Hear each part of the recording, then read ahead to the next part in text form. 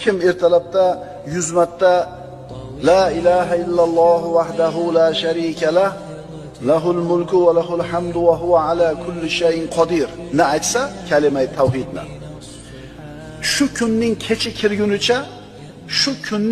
kirgunicha shu o'qigan duolari unga shaytondan himoya bo'ladi, panoh bo'ladi degan.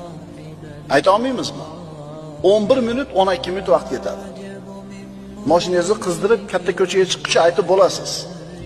Bu kalimani deyarli hammamiz yoddan bilamiz, ammo beparvomiz. Uydan chiqishda aytiladigan duolar bor, o'qiladigan. Uyqudan avval, keyin o'qiladigan duolar bor.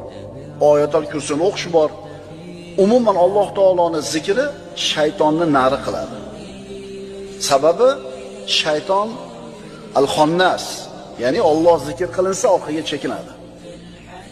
Alloh taolo o'zi kim ertalab